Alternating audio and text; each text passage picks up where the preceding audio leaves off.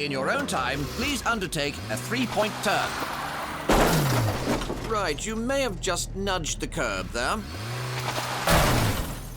Now, if you just slip it into reverse, whenever you're ready, no rush. Just pop it into reverse and rejoin the main carriageway. In your own time. The one with the R. That's the one. Lovely. So your test is tomorrow. You have an excellent chance of a pass. Every day, more and more road users are filming their journeys, which can often end in disaster. Pioneered by motorists in Russia and Eastern Europe, dashboard-mounted cameras are constantly recording our behavior on the roads. From the bizarre, to the ridiculous, the funny, to the downright dangerous. The thousands and thousands of dashcams around the world have captured just about every mishap you can think of. Now we're going to delve into this treasure trove of stupidity on the roads. Put things right by pointing the finger of blame. Replay the action to see what really happened.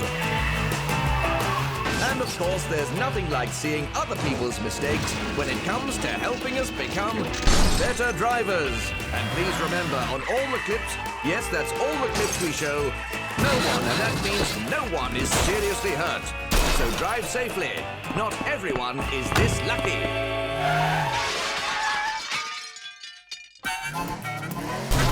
Coming up on this episode of Car Crash TV, more dastardly disasters from the roads around the world that, had they happened in Britain, would have resulted in the following contraventions of our wonderful highway code.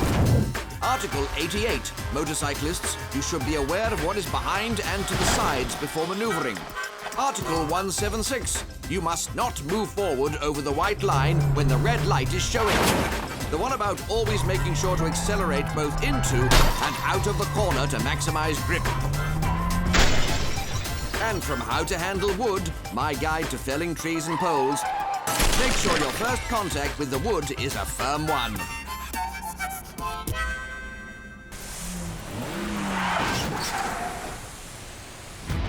All the best things in life come in twos. Comedy double acts, socks, wives, and of course wheels. Yes, it's time to take another look at some mad and unfortunate motorcyclists getting into all sorts of scrapes. This is Two-Wheel Terrors. How many bikers can you fit side by side before somebody gets shunted off the road? Focus on the guy in turquoise currently riding on his own. Now there are 3 of them, plus the white car to make things interesting. The biker in white makes 4, and that's just too many. Stylish dismount, though. Let's watch it again. We do like to showcase good practice.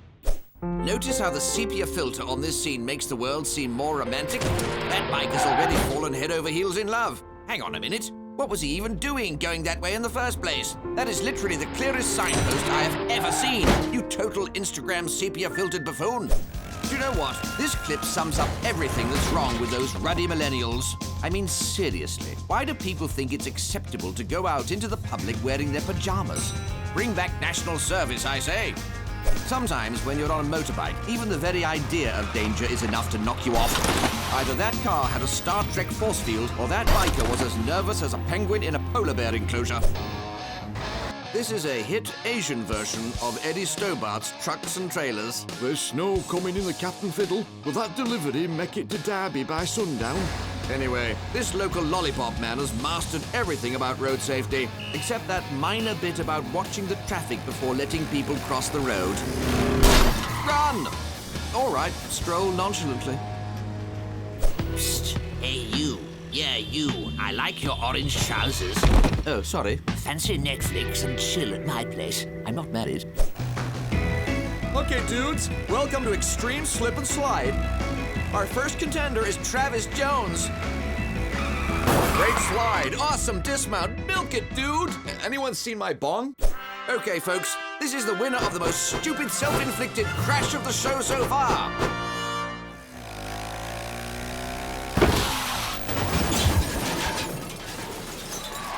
Oh, darling, I'd like to thank God. I'd like to thank everyone at the studio, my agent, my manager. Now get off and shut up.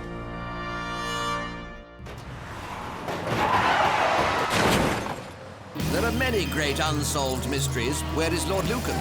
Who shot JFK? And why does my wife have 2 mobile phones? The answer to these puzzles will always remain distant and out of reach, much like my wife. But there are plenty of cases that, with your help, we can crack. Yes, join me once more as we try to unravel another road traffic accident teaser. This is Crash Scene Investigation. And it appears we've stumbled upon a cold case, as judging by the quality of the footage, this was shot at some point in the 1980s. But let's not allow that to deter us. Thinking caps on, people. Who here is the guilty party? Is it A, the ambulance, B, the car sandwiched next to it, or C, the car we're traveling in? Time to reveal all. Well, that siren is pretty loud, so should have been a warning for our hapless driver. The light might be green, but this is an emergency, man. And in this sort of situation, you should be giving way. Yes, car C is at fault. Look, listen, and don't be such a plonker. Every day, millions of people around the world get in their cars and head off on their very own adventures to exotic places like Tahiti, Hawaii, and Venice. None of which ever feature as locations on this depressing show, which only features rubbish dump towns whose only claim to fame is the world's biggest pothole. Oh, lovely trees. Is this Autumn Watch? What happened to Bill Oddie? And that woman with the big... Anyway, lovely lighting. Photographers call that the magic hour. Oi, you! Less of the magic mushrooms. Anyone fancy a drink? Spring water with a twist of lime for me. Oh, for God's sake, enough of the car crashes. This is collateral damage. Red Arrow's training is being done on a budget these days, but you can see how they're still really nailing that bit when they all fan out. Textbook stuff, lads. Maybe not the bit when you crash into the side. Village life can get awfully dull. So a simple task like knocking down an old telephone pole can be much more fun if you use your car. Allow me to pull over and congratulate you, sir, on a job well done. Could you also install my broadband? Here's a weird one for all you road safety geeks out there. He's going 10 mph max, then he stops. Then he speeds up, turns left, knocks his bonnet up and down again, hits the sign and brings it down on top of him. Was it the white car? Was it someone behind him? Was it the bonnet coming up or the camera going down? Does he just hate signposts? I can't work it out. Cannot compute. Cannot compute. So, you join us for the final of the most boring clip of the year award. The crowd are full of expectation. This is the big one. And the winner is... the minor skid. Oh, darling, I'd like to thank my sponsors, the Taste of Bengal in Luton. I'd like to thank Jodablast Energy Drinks for getting me into the zone. Now shut up and get off. Traffic lights. They play the same tune day in, day out, don't they? Red, stop, green, go. Red, stop, green, go. This fella's had enough. Stop telling us what to do. That's Tortum.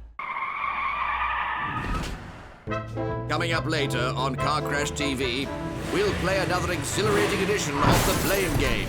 Take a break from the rat race and head out into the sticks and scrap in for the first round of stock car collisions. But first, where in the world are we, I wonder? I don't care. It's not a travel show. Let's cut to the action. Can you guess what happens next? It's a knockout.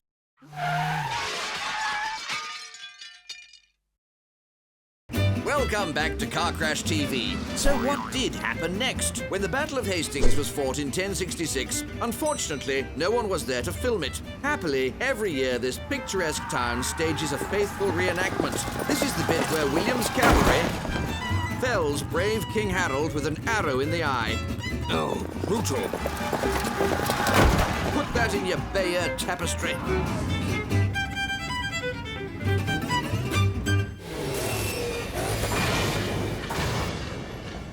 If you go down to the woods today, you're sure of a big surprise.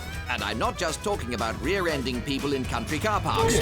Look, the case was dropped for lack of evidence. They never proved I was there. Yes, if you drive out in the middle of nowhere, you'd better be ready for all sorts of nonsense. And even if you see trouble from a mile off, it may be hard to avoid being dogged by the inevitable crash. Yes, those blighters get everywhere. There's no escape from them in... Out in the sticks! Windscreen wipers? Why bother? There's nothing to see in the country apart from endless queues of pensioners eating dashboard picnics. Jeffrey, your Scotch eggs have got loose.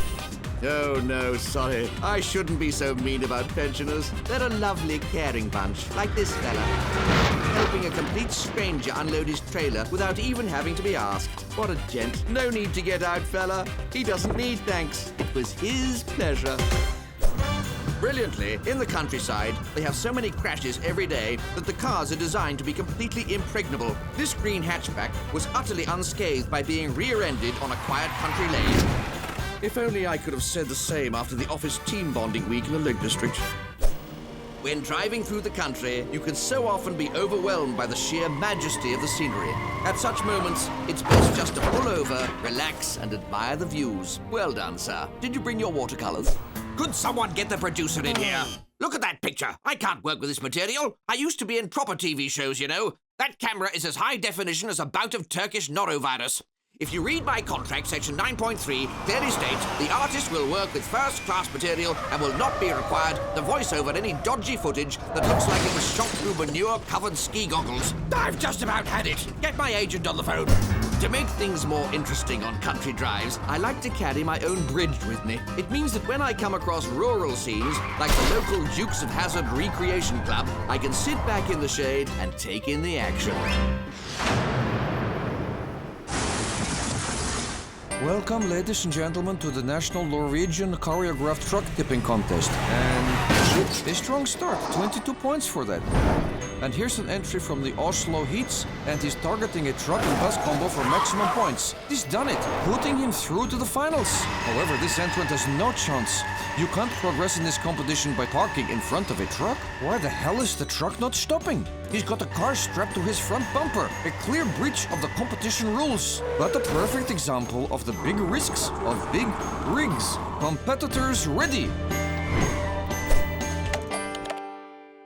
I know what you're thinking. What do you get the big rig driver who has everything? That's right, 2 skips. This fella's pleased as punch with his gift and wants to do a marketing campaign. The best viral marketing always involves sharing your content with the users. Well done, sir. You must be a hip millennial. A sunny day on the road to Amityville, and look, a phantom white Audi haunting a real one. But what will the hand of fate deal out on this spooky stretch of tarmac? Nothing for the first truck, or the second. A powerful poltergeist burst forth from the third. Well, we are on Route 666. Big rigs might look scary, but most are just giant teddy bears aching for affection, who love nothing more than a good cuddle, like this one. He certainly took a shine to that little fella. Give him a squeeze. Oh, look, he's flashing in acceptance. Get a room, chaps. We're not making important deliveries or crushing cars. The big rig can be useful for landscape gardening projects. Oh, tremendous. Perhaps a gazebo to the left, and you'll win gold at the Chelsea Flower Show. GMB 50YS. I'm sure that stands for something. Oh yes, give my bumper 50 yards of space. Should probably have written it on the front as well, though. There's been a dramatic alien asteroid attack, and everyone's driving to the scene. Slow down, chaps. They might not come in peace. Never mind Independence Day. Get on the wrong side of a big rig, and things can get pretty Jurassic Park. Stay still, everyone. Their vision's based on movement. Postman Pat, Postman Pat, Postman Pat and his... Wait, is that a corpse? Forget Pat. We need PC Selby and Mrs. Goggins. The good old US of A has a lot to answer for. They gave the world country and western music, the musical equivalent of a newspaper agony aunt. They butchered the English language by creating words like y'all and dang and varmint. But the one good thing they've come up with? Stock car racing. For detail fans, I have the full rulebook here. It says a bunch of fellas drive cars around in circles and usually collide. That's the rules. Sounds good to me. This is Stock Car Collisions. Okay, folks, here we go. We're on board with 4-time Stock Car champion and All-American Butch Brubaker. Butch has been around this scene since he was a young boy, and that experience is going to come in handy as he attempts to take on the really hard part of the track, the bit where it turns to the left. As you can see, we're in safe hands here with Butch, and whoops! Oops, it looks like I spoke too soon. A rare error from Butch there, but a decent score all in all of 19 seconds. Our next driver is rookie Dolores Ditchwater. Dolores only holds a provisional driving license as she's failed her test 6 times, and that seems to be her unlucky number as she manages just 6 seconds. Extra points for smashing both sides, though. I'll see you later at the Sunset Lodge, Dolores, room 16. Bring the lotion.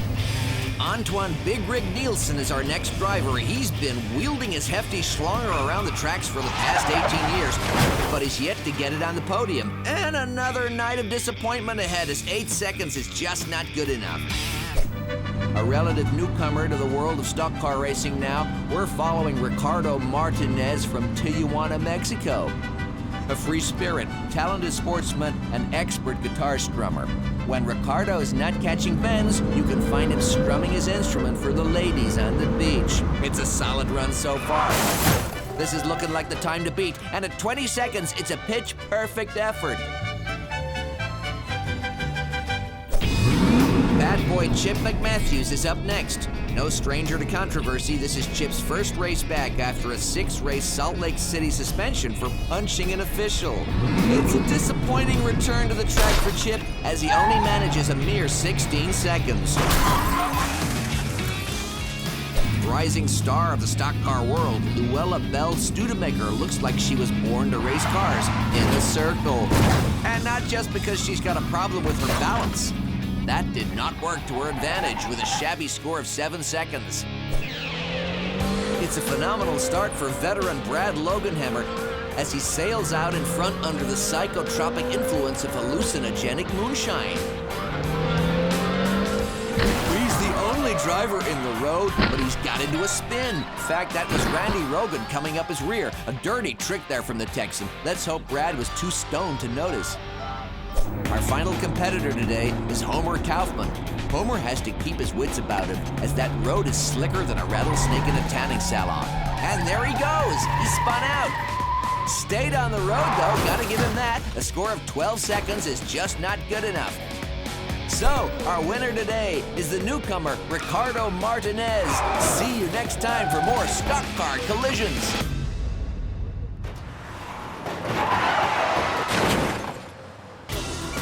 We dun, then we might learn were the lyrics to the classic 2002 song by Travis. It's also good advice for all you drivers out there. Yes, drivers, here's a tip. In certain situations, it can make sense to turn.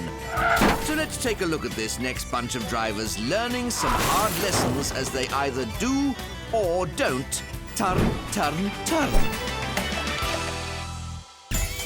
Up next, this driver's pathological obsession with chicken pad thai causes a pantomime prang as he navigates 2 lanes of traffic to be the first customer at the noodle bar.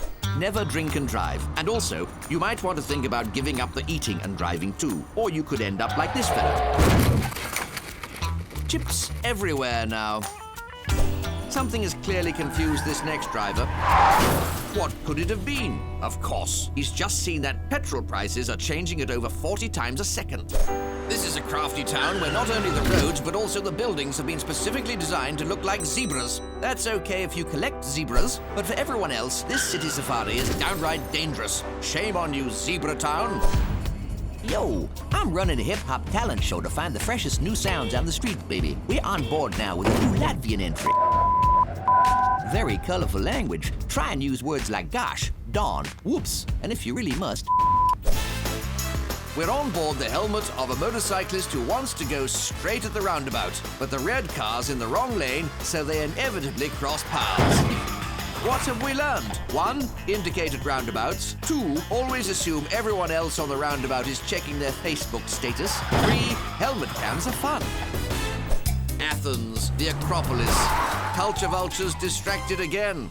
And finally, what happens when an already badly damaged car crashes into a taxi at a junction? Yes, like in the silent movies, the taxi driver jumps out of his car and remonstrates with the offender who flees the scene.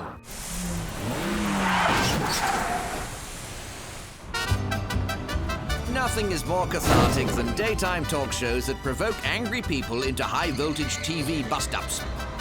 That kind of critically acclaimed public service debate inspired us to create our own high-impact game show. So pointy fingers at the ready. It's time to play the blame game. Uh-oh, red light in the morning means a car crash warning. But it's two cars driving through a green light at this intersection that are about to bump heads. However, who is to blame? The car arriving from the right or the car meeting him from the left? Blame! It was the car coming from the left who was turning and should have given way to oncoming traffic. Someone called popular cartoon mouse Jerry, who's left his cheese at the side of the road. Well, that's not our problem, this is. So, who's at fault? The car we're travelling in or the one heading towards us? Yes, silver car. I know you're in a hurry, but that's no reason to try and make that turn. Blame! That's right, get out of your car, come over here and apologise. Night time now, and another silver car is about to cut across our lane. So who's at fault? The car we're in, or the silver car that's heading for a game of dodgems?